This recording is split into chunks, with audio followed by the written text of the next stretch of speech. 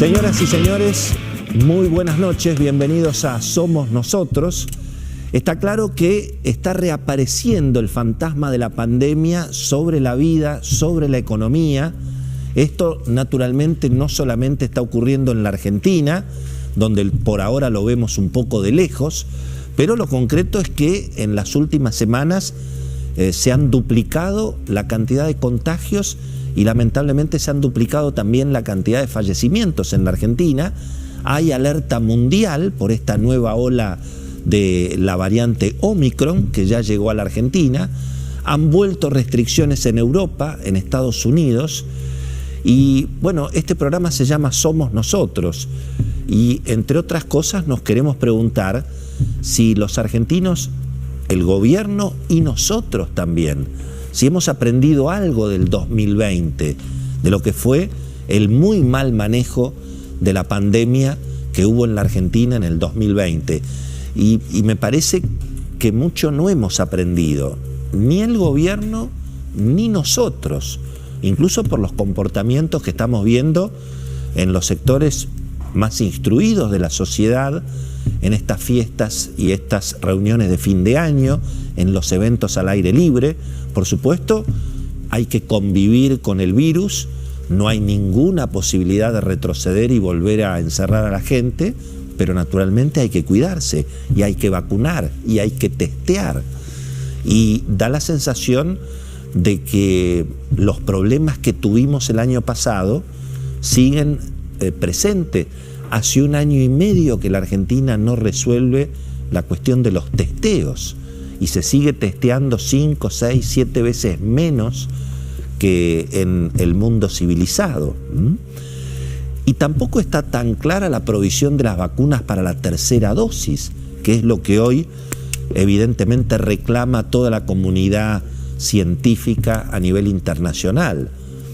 Seguimos sin que se apruebe la vacuna de Johnson en la Argentina, no está clara la provisión de las vacunas del ARN mensajero, tanto la de Pfizer como la de Moderna.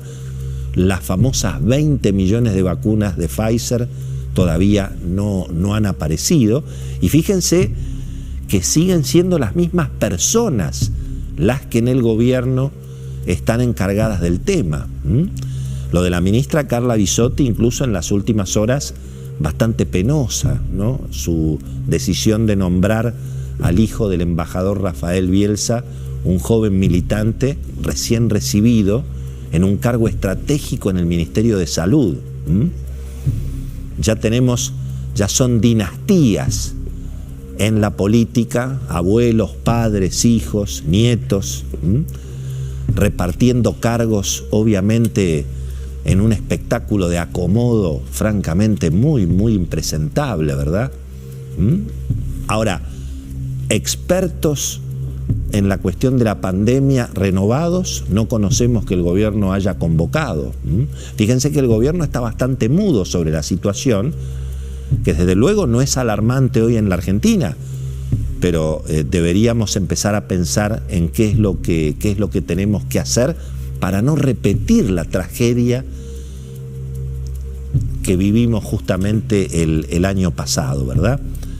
¿Quiénes están preocupados? Bueno, el sector privado. Ya estamos viendo al sector privado de la salud advirtiendo que la situación desde luego está lejos de un estrés hospitalario, pero hay que prestar atención. Y prestar atención es testear, vacunar, usar barbijo, respetar el distanciamiento, convivir naturalmente con la enfermedad. Y hay preocupación, me contaba Beto Valdés esta tarde, en todos los dirigentes políticos que tienen responsabilidad de gobierno, donde se va a concentrar, bueno, seguramente una explosión de turismo que va a haber en la Argentina, tanto de argentinos que se van a quedar en la Argentina, como de turistas de los países limítrofes, que por supuesto van a aprovechar que la Argentina en dólares está prácticamente regalada.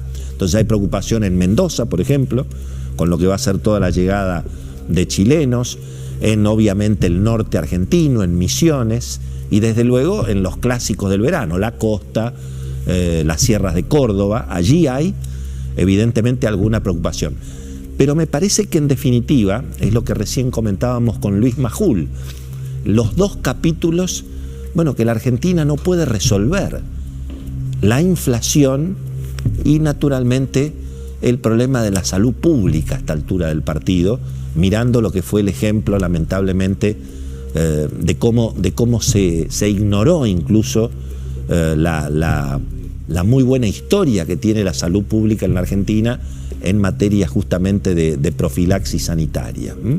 Pero ahí es donde también está el fracaso del estatismo, tanto en la salud como en la inflación. Si no hemos podido en 20 años prácticamente resolver el problema de la inflación y seguimos dando vueltas alrededor de lo mismo, bueno, la verdad que no hay mucho espacio para el optimismo en esos dos sentidos, porque vuelvo a repetir, estamos repitiendo y estamos, bueno, manteniendo el mismo elenco de funcionarios que fracasaron con la cuestión sanitaria en el 2020 y que hoy prácticamente están mudos discutiendo si el pase sanitario más tarde o más temprano. Y mientras tanto, bueno, la discusión económica, me parece que la inflación y el cepo es lo que tenemos por delante. No parece que esté a la vista un acuerdo con el fondo que logre recomponer la confianza en la Argentina y que logre que ingresen dólares, porque vamos a seguir con control de cambios, con una brecha cambiaria muy, muy relevante. Piensen ustedes que los optimistas están planteando que para el año que viene la inflación va a ser 50%. El presupuesto que se está discutiendo en el Congreso habla de una inflación de 33%, que por supuesto es un dibujo, porque si no se ajusta el déficit fiscal, si no se reduce el ritmo de emisión monetaria, bueno, está claro que no hay salida. Y no parece la política dispuesta, obviamente, a tomar las decisiones precisamente para reducir ese nivel tan impresionante de déficit fiscal que hay en la Argentina, ¿verdad? Y bueno, y ahí estamos, en esta discusión del presupuesto, que además es un show político muy interesante, que mañana va a tener, bueno, algunos detalles para ir mirando, tanto en el nuevo oficialismo como en la nueva oposición, pero en términos económicos es toda una trampa al solitario. Hoy va a estar con nosotros José Luis Espert, que está debutando allí en su rol como diputado nacional y que ha tenido mucho protagonismo justamente en la discusión previa que hay al presupuesto, y vamos a hablar precisamente del nuevo oficialismo y de la nueva oposición, porque hoy parece mejor parado el oficialismo en la Cámara de Diputados frente a una oposición que está dividida prácticamente en 10 bloques. Ahora, bueno, mañana va a haber un test importante también para el oficialismo, también para Máximo Kirchner y para Sergio Massa, si el oficialismo va a poder juntar quórum y qué sectores de la oposición, aún votando contra el presupuesto, se van a sentar en la banca justamente para darle quórum al oficialismo. Así que vamos a tener los primeros test para ir mirando cómo se va acomodando la política después de las elecciones. Estamos teniendo además un fin de año, yo diría, explosivo en materia de agenda judicial. Se espera, veremos si efectivamente ocurre, un fallo de la Corte que cambie los equilibrios políticos en el Consejo de la Magistratura, que es donde en definitiva se define la suerte, el futuro y la vida de los jueces. La política ha tenido mucha influencia dentro del Consejo de la Magistratura en los últimos años, y esa fue de alguna manera la herramienta de la política y sobre todo del kirchnerismo para tener a los jueces en un puño, como algunos jueces del fútbol, que parecen también bastante poco parciales por lo que uno escucha en el periodismo deportivo. Pero bueno, lo concreto es que se define esa cuestión del control del Consejo de la Magistratura, y también ha habido algunas novedades a propósito de las causas contra Cristina, que son importantes independientemente de si Cristina finalmente es culpable o es inocente. Pero como mínimo tiene que haber un juicio, porque si no, digamos, bueno, ya sin instituciones, naturalmente no hay inversiones, y sin inversiones y con inflación, bueno, la pobreza es cada vez mayor. Estamos asistiendo en este fin de año, además, bueno, a las consecuencias de lo que es también un desastre educativo en la Argentina, ¿eh? Se conocieron datos muy impactantes en esta semana en la población entre 25 y 64 años.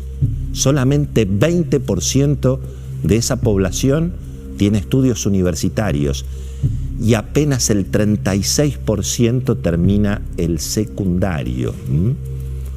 Solamente 20% de los argentinos entre 25 y 64 años tienen estudios universitarios y solamente 36% termina el secundario.